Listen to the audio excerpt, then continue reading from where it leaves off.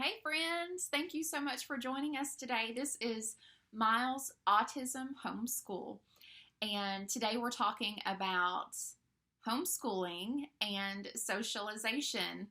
So I think that we've come a long way with this subject compared to when we first started homeschooling and some conversations that were being had.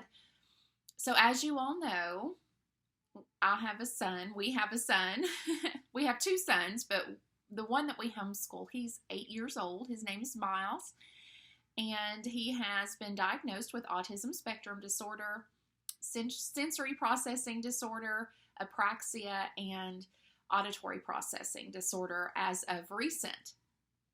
So these are diagnoses that came when he was younger, and so we had to make a decision when he was around 3 years old if we were going to continue with the route of public school or we were praying about the possibility of homeschooling. So it's a very big decision, and it's one that, looking back now, I'm just in awe of our Lord and Savior and how He ministered to us through the hard years. I'm not saying these years aren't hard. It comes with new challenges, but early on, the hard was more, I guess you could say it was more taxing on me emotionally and physically through exhaustion from very early mornings, even you could say very late nights, because he would get up so early, and all the meltdowns just due from lack of communication and no fault of anybody. It was just a journey that we had to walk through, but we knew we were called to this homeschooling journey, and we knew that God was with us. We knew that God would not call us to something if He wasn't going to work it out for our good, and we drew strength from His Word and His promises. And so that step of faith led us to where we are today, and it led Miles to where he is today. So we do have social media accounts that we share to on Instagram, Miles Autism Homeschool. We occasionally do some TikToks on Miles Autism Homeschool. We have a Facebook page. And I even share publicly on my personal account about our journey. And so feel free to go over there and follow us there, because we do share at least weekly about what's going on in our homeschool. So that's a good opportunity for you to learn what we do. And also by subscribing to this podcast, and if you're on YouTube, by clicking the subscribe link and the bell button, then it gives you a notification every time there is a new video on YouTube. So those are many ways that you can follow along on our journey, which it's ever evolving, it seems, because we are just, we focus mostly on our family. And so these social media accounts are kind of really a side note, but I do, as I'm allowed more capacity as Miles has progressed, and I do have that ability to look back and see what has worked and how autism has been such a huge, or homeschooling has been such a huge blessing for Miles. I am finding myself more and more wanting to share these more specific stories, such as socialization and homeschooling, because now I get a chance to share with you and I'm not stuck in the middle of it figuring it out. Now I have a perspective of being able to say, okay, this is working, this has worked. I knew that we were called to it. I knew that God was working, no matter, those long days. It's hard to see the progress. People would tell us, he's come so far. When you're in the middle of it, it is kind of hard to see until you get a little bit of more time personally through years of work, and you get to look back and say, okay, okay, now I see it. So focusing on homeschooling and socialization. what I think is so cool is how God has used our journey to totally and absolutely debunk the idea that if you homeschool, that your child is not going to receive socialization. And not only that, they're going to become, I guess the word would be backwards. That word's used a lot in our community. I don't know if that's a Southern thing. We live in Northeast Tennessee, but people who consider someone backward would be someone that doesn't like or know how to socialize, doesn't like social settings, things like that. And I do believe there is, we do have introverted and extroverted natures, which at the same time, I also believe that those can be stretched and changed because I'm living proof of that. Not only me, but especially Miles is living proof. So with absolute confidence, I can tell you that if one of the reasons that you're hesitant to homeschool your child, that you feel like they will not receive proper socialization, I can say that that is a fear that you really don't need to concern yourself with, that you can dissolve and confidently walk forward if you're just now choosing to homeschool, if you're on the fence and that's one of the biggest things that's holding you back. That's a fear that you can trust God with, and He will work it out because of how He has worked it out with Miles. So as you know, or may not know, autism, typically, the stereotype for autism is that the individual is more introverted, or I don't know if you would say self-centered. They're more self-focused. I think a lot of that is due to self-preservation. If they are put into situations that cause them anxiety, they are not able to focus on conversations, engagement, and other people in their social setting. So that comes along with that. That is the nature, generally, stereotypically, of autism. And autism is a spectrum, and so that's not something that could be considered a blanket statement. So let's get that clear. I don't want to put anybody under a blanket statement in this community, because we all know how unique each individual is. So going forward in this conversation, with the understanding that every autistic person is unique and has their own set of challenges and has their own set of characteristics or character traits that are valuable to each person. So I'm trying to use my words very carefully here, as you can tell, and I need to plug up my laptop here because it just told me that it's about to die. Okay, guys, thank you for being patient with me today. I'm trying a new method. I'm wanting to get more videos out, and of course through our podcast, because I just, like I said, as I'm having this better perspective of how this journey has been such a blessing, I'm wanting to get the word out, just share with the world that this is doable. And so, and you may be thinking, for you it may be, but for me it's not. But I thought the same thing. So when Miles was 3, he had, I don't want to say zero communication, but it was very difficult for him because he could not speak. He could not shake his head yes or no, and he could not point. Those have been resolved. He has learned how to do those things.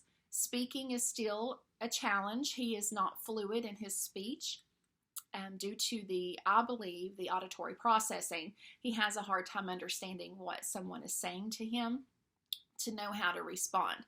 So there are receptive and expressive issues there that we are working through.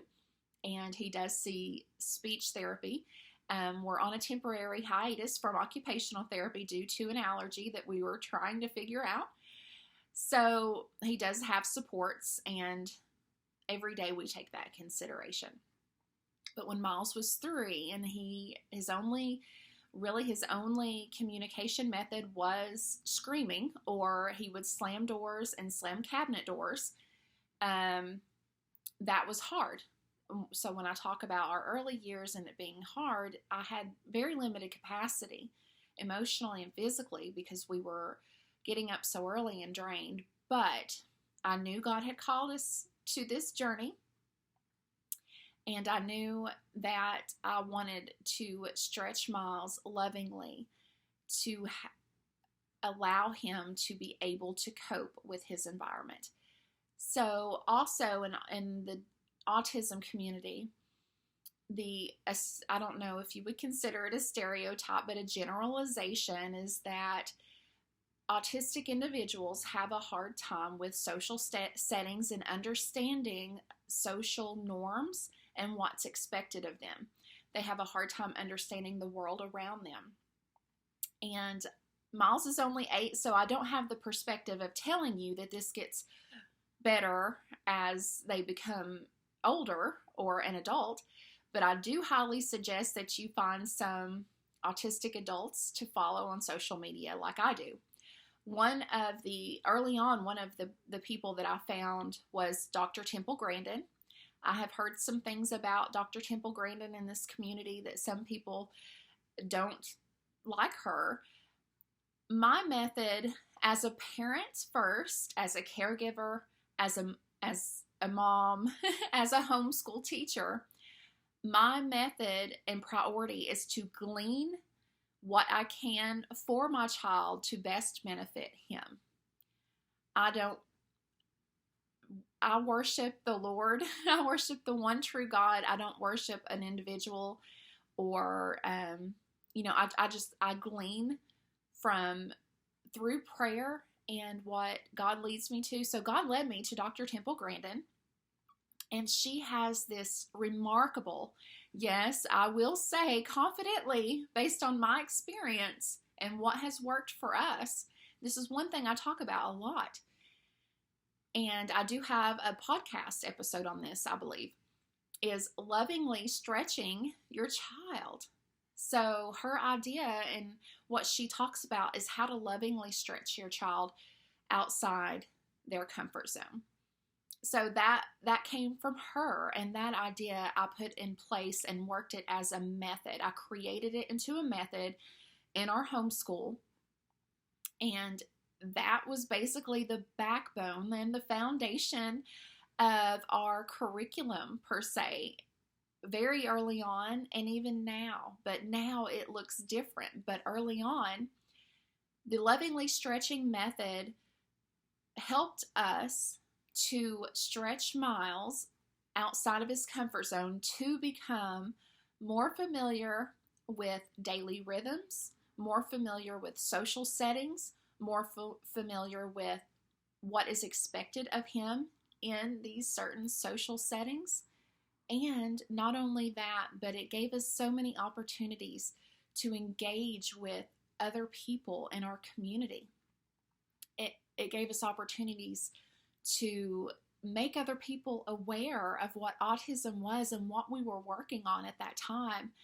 And people at our church, our family, I would make these things known that, Miles struggles with this, and this is what we're working on, and I would love for you to engage in our homeschool, because that's what our homeschool was. It was lovingly stretching Miles so he could not have meltdowns, so he could not have this anxiety that overtook him and put him out for 2 or 3 days if he was put in a position where he was forced to be uncomfortable, such as a public school setting. So, in the last episode, if you go back one episode, I talked about why we chose to homeschool, and that will help you understand why why I'm talking about this now and what this method meant to us in our homeschool. So if you're worried about your child not getting the socialization that he or she needs, then the best way to move forward is to realize that homeschool is not public school. You can make your homeschool whatever you want, whatever your child needs it to be. For us, Miles needed our homeschool to be mostly focused on lovingly stretching him outside of his comfort zone through exposing him gently to these social settings, to giving him the opportunities to slowly and gradually engage with people in our community, to become familiar with layouts of buildings, of generalizations of restaurants, for example, was one thing that was big for us. That was one struggle that when we would go out, he would have a very difficult time. And so we knew that when we would go to a restaurant, when we would go out, we might have to pack up and leave very shortly after we got there. But we always had tools with us to help Miles through if he could possibly get through it. We were equipped with tools such as his tablet. That was one thing I had to let go of, that I didn't want people assuming things about our family, that I let my child play on my tablet all the time, his tablet. You know, we have grown so much in these ideals, but that was a tool for Miles to be able to gradually, gently cope with these settings that he didn't understand. He wasn't familiar with, and he could not tell me what he needed. So I prayed that God would show me and equip me to be able to equip Miles with the tools that he needed to succeed. So lovingly stretching him and focusing on these socialization skills, life skills is what we often call them as well, has proved to be a huge benefit to Miles. He's 8 years old, and now we are seeing how exposing him to these rhythms in life early on, gradually, lovingly, slowly, not forcing him into something that is going to just cause him so much stress that it would cause him post-traumatic stress. So that's definitely one thing to remember as you go forward, to consider before you start, is how you are the biggest advocate for your own child, and you become a scholar of your child. You become a student, and you lean in and you focus and you learn about your child. You learn what they need. You learn how to help them.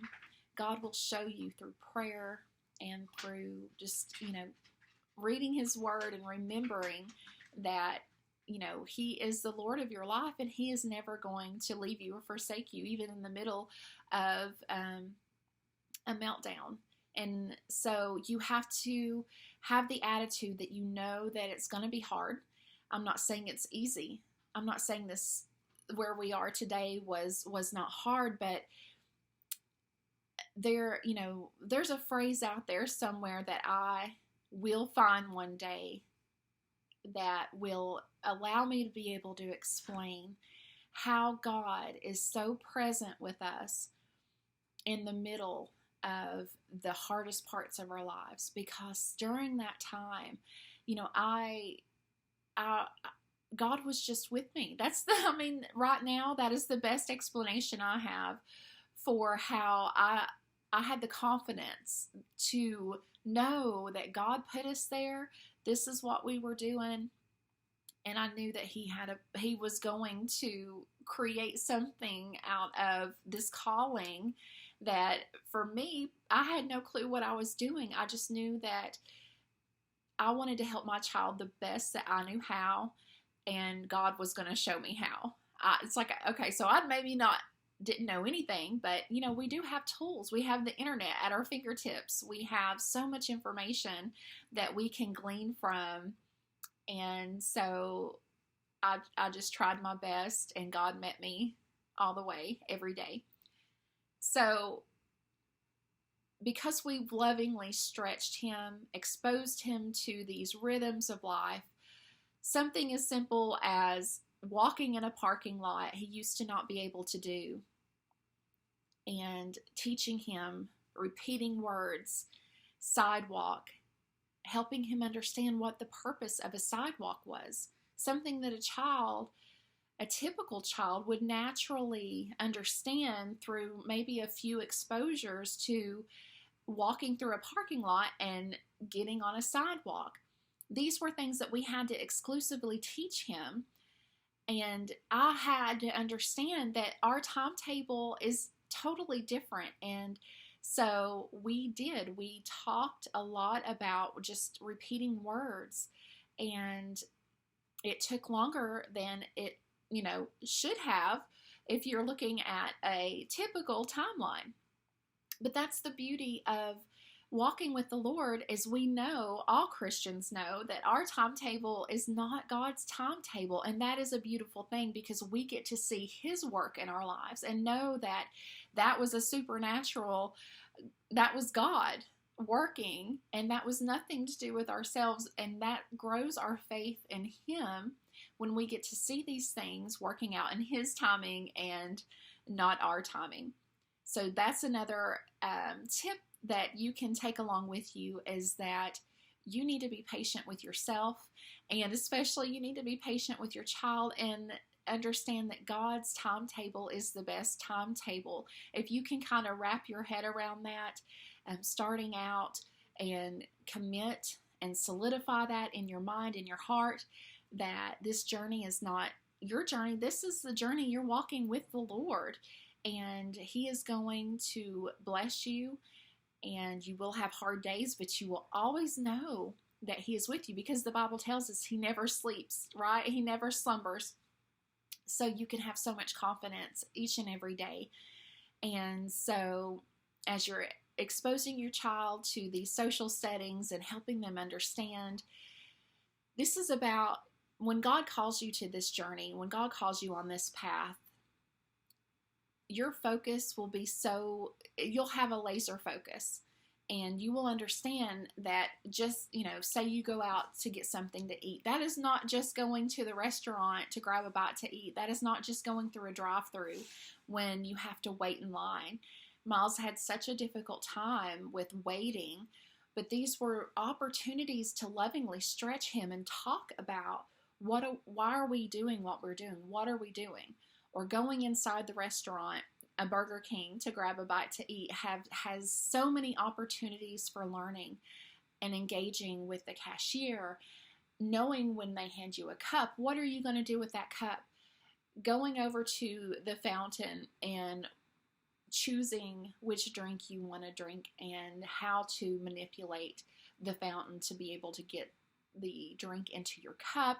I mean, there's so many wonderful aspects of something as simple as going to a Burger King, and God will help you get laser focused that your homeschool is not a public school setting, and that the world is literally going to become your teaching ground for helping your child learn those rhythms, helping your child learn how to communicate, helping your child become social. So now Miles has stretched me outside of my comfort zone. Now he is asking to go places. He loves being around people. He goes into buildings now that once he could not even cope with walking into, because the open floor plan, the echoing and things like that. Now he runs into those buildings and nothing is an obstacle for him, because of how we have, through these years, slowly and lovingly allowed him, given the opportunity to thrive and to be able to have the ability to do these things. It really is an ability to be able to walk confidently into a building that you once couldn't because of some hurdles in your life. So if you think that homeschooling is going to deprive your child of socialization, I can confidently say that that is the absolute opposite of what we have experienced with our homeschool journey and teaching Miles all about life skills and social settings. So I wanted to share that with you to encourage you. And if you are on the fence about homeschooling, and if this is one of the big reasons that is concerning for you, that you can simply take a look at our journey and commit your way to the Lord, and He will direct your path. He will help you know how to help your child with what they need the most. And that's going to be different for all of us, all of our children. So thank you so much for listening. Thank you so much to our subscribers. That helps us reach more people. And so if you support our homeschool through our supplement shop, we have a place that I highly recommend that we buy our supplements from. And we've been with the company Plexus for probably over 4 years now, and anything that they put out has been tested and researched. And so I personally know and can tell you that the supplements are high quality, and we have had trial and error with supplements in the past. And so now I'm so thankful to have these supplements at our fingertips that I don't even have to think about or research on my own, that I know that what we are getting is going to be top quality. So if you purchase through our site, I'll link that in the comments below. That will help us as well. And anything that you guys do, if you like a video, or if you subscribe to the podcast or our YouTube channel, or if you follow us on social media, that is encouraging to us, and that helps us get the word out about homeschooling. So thank you so much for watching and listening, and we hope you have a wonderful day. See you later.